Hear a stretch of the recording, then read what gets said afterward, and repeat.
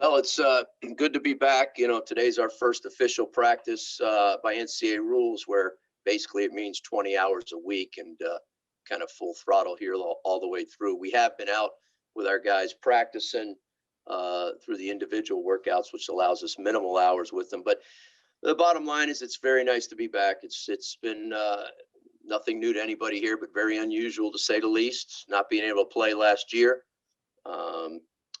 Early on, not knowing what was going on and what was ahead of us. But and then, of course, coming to realization that we were not going to play. Never in my wildest dreams or anybody's did we think that we'd have to cancel a season. We felt like we had a really, really good ball club last year, with some of the better starting pitching I think we've ever had here. And we didn't get to see it come to fruition. But as everything goes, life moves on. We got to make adjustments. We're excited about this year. We're looking forward to the season, albeit we understand it's going to be a little different with all the adjustments that have to be made in terms of social distancing, and whether it's dugouts or crowds or travel and all the different things that go with it. There'll be a lot of adjustments that have to be made along the way. But in sports, certainly in life too, we tell the players, but in sports, especially our sport, you're always having to make adjustments, just maybe a little bit more extreme now than years past.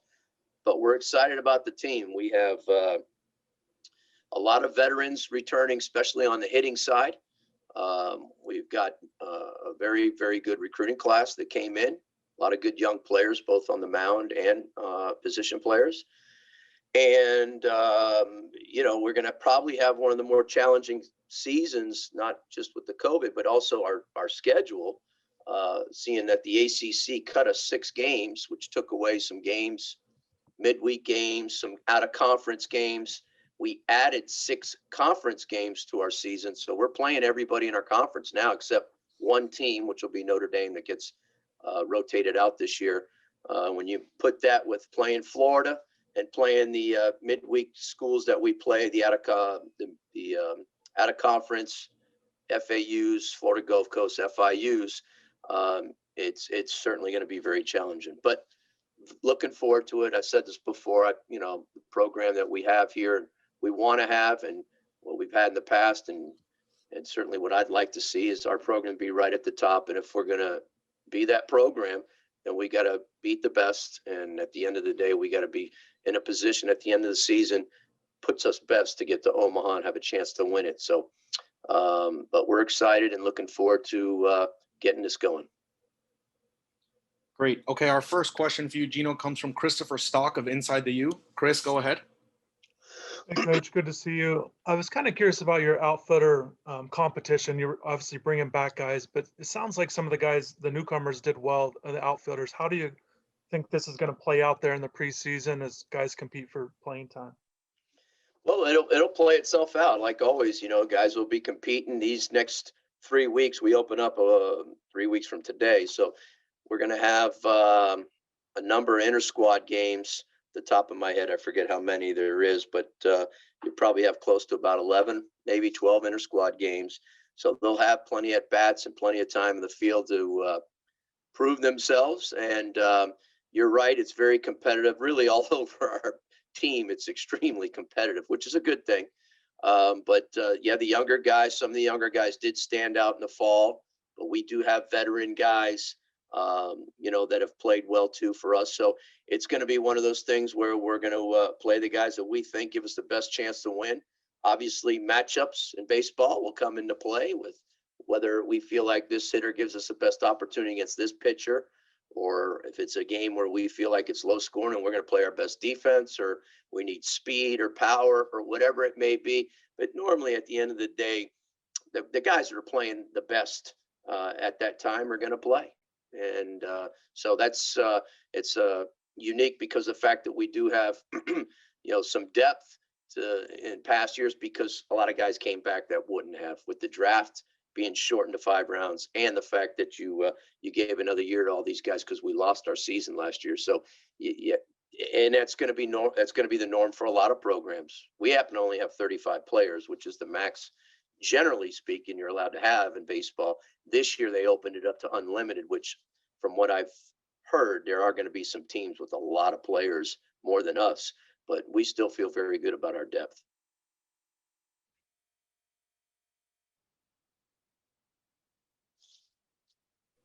All right, next up we have Matt Shodell of Canesport. Matt, go ahead. Hey, Gino, how you doing? Good, Matt. So I wanted to ask you, I know obviously you're just starting out here, but can you talk about some of the guys in the mix in the pitching rotation? Because obviously you lose those three guys. Who I guess Fetterman, will he definitely be a starter? Like, sort of talk about what you're looking at there if you can. Thanks. It's a number of guys. I think we got 8 guys compete, which is the most we've ever had, competing for 4 spots. Fetterman certainly would be a leading candidate because he's a veteran guy and he's done a little bit of everything. He has started, he's closed, he's set up, he's been a long reliever in his time here. So, but he's going to be a starter this year. And, but it's wide open in terms of who's going to be those 4 guys. He's certainly a high candidate for one of the 4. I think the other guys, in terms of returning guys, guys that are high on the list would be guys like McFarland and Jake Garland, Alex McFarland and Jake Garland, both guys that have a chance to be those guys. And then, of course, you have some new guys that have come in, rookies with the transfer guys like Jake Smith and Jordan Dubberly. And then, of course, we have some young guys, freshmen, Alejandro Rosario, Victor Medeiros, Nick Regalado. Those are guys that they're all competing for 4 spots. So you're right. It's a big loss losing those 3 guys. I think probably on the outside looking in, that's going to be the biggest question mark for our team is establishing a rotation. And but also the bullpen too. We got to establish that too, because there's going to be a lot of new guys kind of filling those roles as well. A couple veteran guys are back, but it'll be a lot of new guys as well. So it's definitely wide open. Great. Next up, we have David Ferones of the Sun Sentinel. David, go ahead. Hi, Gino. Where you are returning a lot of talent is in that lineup. Can you talk about just in a season where obviously you have to replace a lot of guys in the rotation, find some new guys there, just to have that stability in the lineup, a lot of returning players. And also if you could touch on maybe any offensive guys, any bats that have taken strides and, all this time away. Well, to answer your first question, it's going to help. I mean, obviously we see what's going on in the sports world where you have guys go down for different reasons, the COVID being a thing, and you could lose guys at any time. So having depth is going to be very, very important this year more than ever. And we feel good about the fact that we have a good mix balance of left-handed and right-handed guys. We probably are known maybe more for some power guys. We have some power in our lineup, but we do have some young guys, new guys that are pretty athletic that can run, along with a few guys coming back that can run a little bit. So, we always kind of stress we're going to put the 9 guys out there that going to give the most taxing at bats to the pitcher. They're going to be, the toughest guys to get out, bottom line. And we don't want any easy outs in our lineup. And if you can do that, you can be very successful in scoring runs at our level. So, but we do have some balance and we do have some depth. Guys that have stood out, in the fall, obviously comes to mind. The guy probably was MVP of our fall. We said it anyways, was Chad Bourne. He's a freshman out of California. He's a right-handed hitter and played center field, played it very well and swung the bat very well. So he stood out, as well as Dell's older brother, Christian Del Castillo. We call him Deli. Deli is a transfer from Seton Hall. He's a 5th-year guy. And so he's had a lot of experience, and he kind of plays that way. He's a very good college, very smart, heads-up player, just a very solid player in all facets of the game that played well this fall. And Adam Frank's another transfer that's kind of a jack of all trades. He's one of those unique guys. He throws right-handed in the infield, and when we put him in the outfield, for whatever reason, he learned playing this way. He throws left-handed. So I don't know why he can't just throw right-handed all the time, but his arm is probably a little stronger left-handed. That's probably why. And he swung the bat very well for us as a rookie in the fall. And he's kind of more of a gap guy, just hitting the ball all over the field. So those guys stood out to me as rookies, along with a few other guys. I don't want to go through all the guys. And of course, our veteran guys, Del we think Adrian Del Castillo, that is arguably one of the best hitters in the country. And he's certainly one of the best hitters we've had here. Just pure hitters that can hit the ball all over the place. And he hits with power, and he's an RBI machine. And he's just he's a great guy to have in your lineup. And our whole thing is just trying to figure out who's going to hit in front of him. They can knock him in, and we got to have guys behind him that can protect him. And of course, we feel like we have a number of guys to choose from, especially even returning guys. I think we have eight of our 9 guys in the lineup last year are back. So. All right, we have time for a couple more. Next up, we're going to go to Isabella Didio of the Miami Hurricane. Isabella, go ahead. Hi, Coach. So at the beginning of last season, a lot of the guys were talking about like how close they were as like teammates and how cohesive they were as a unit. And I know with so many newcomers, and I'm sure it's been hard with COVID to like get together, but what do you feel like the relationship is amongst the players? Well, it's a new team, and that's still developing. I mean, that's part of the whole process. It's still developing. I'll tell you, wherever our team is right now, I'd like to think 4 and 5 months from now we'll be even a lot closer. We're going to be dealing with a lot of things. We haven't played our season yet. We've just been together in the fall. But we've, the team, the 2020 team last year is no longer. That team's no longer. It's the 2021 season. So even though we have a lot of guys back, like you said, a lot of new guys come in. As a coach, you're always, looking to try to get a feel, a pulse of the team. And I have no reason to believe this team won't be like a lot of our teams that are always very, very well gelled together. But you just never know. I mean, goodness, in 1999 and 2001, that team seemed like they were getting in fights every day, and we won the national championship. So I don't know what all that means sometimes too, but the guys have been well together. And you're right, it is different with the COVID. We weren't able to be in the locker room last year. Our guys we didn't use showers here. We just practiced, and then they'd go home. We did have set up outside tables in our concourse area where they were spread out, and that's where they would go to kind of change and use the bathrooms here in the locker room, in the restrooms here at the stadium, which is similar to a lot of other programs, I'm sure. But we just moved into the lockers just a couple of weeks ago. So that's and we've got them separated, by the way. We've separated our locker room where half the guys are downstairs, and we opened up the team meeting room upstairs and made that a locker room for now. So it is different, but I guess the best part is just we all together on the field. That's what we know best. When we get on the field and we play together, that's where it just seems to be most normal for us. These Zooms, I don't mean anything about this with you guys, but I'm so tired of the Zooms and dealing with Zooms and team meetings with Zooms, which is basically all we've done since this thing has come about. The Zooms are they're not the same as looking at people in their eyes face to face out in the open and or in the locker room, wherever it may be. But we still, of course, have to do them. But we're trying to cut down on the Zooms and do more meetings where we're outside and spread out. I just think that that's a lot better.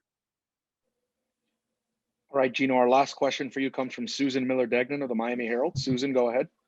Hey, Gino, welcome back, I guess, right? Yeah, thank you, Susan.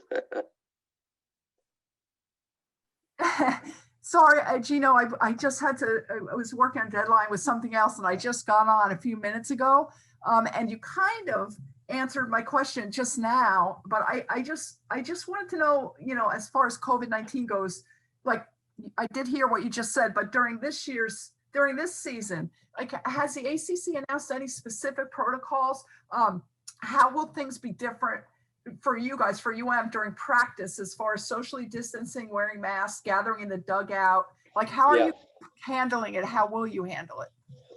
Well, how we handle it remains to be seen. We're handling it as we have. We get tested. Baseball right now, the minimum is once a week. I believe you got to be tested no sooner than 3 days before a game. So you got to be within that 3 days. You can't test more than that. There are protocols that are in place, just like football and basketball have that, the schools the ACC obviously has their protocols, but outside conference teams have to adhere to what our guidelines are, which they will, or we won't be able to play them. There's going to be obviously, just like you see in the other sports, we'll be limited in the crowds. We'll be dugouts. We'll only have no more than 20 people basically in the dugout. So some of our players are going to be sitting in the chair backs next to the dugout. Some are going to be sitting down the foul line and out of play by the bullpen. So because we can't fit everybody in the dugout and social distance properly. If you watch this practice, we all wear gaiters. When they're playing, they do not have to wear the gaiter. It can be a little dangerous hitting with a gaiter on and seeing. And so, but we're so spread out in baseball that, I think that that's okay. But when we're coaches in the dugout, whenever you're close and, we have to put on the masks. And of course, we have to wear them during the games anyways. The people that are not in the games in the dugout have to wear them. So those are just some of the things, but there's a lot of things. There's a lot of guidelines that we can't leave the hotel when we get to the hotel on the road. But very similar to you've probably dealt with other sports, no different in terms of that. So it will be different. But again, the most normal thing will be when we play the game on the field. That'll be the most normal. Nothing changes really for the most part there. I guess there could be some little changes with umpires and how many umpires you have. But right now, as far as I know, that's all. The game is going to be played kind of the same. And then you were going in and out, but it's because of my internet. What did you just now talk about the crowd, like spectators at the games and stuff? Is that how they haven't finalized it yet, Susan? So I don't want to speak out of turn. I just know that it will be, I guess, similar to maybe like a 20% or 15% of what our stadium capacity is, whatever that is. It will be smaller crowds, no doubt.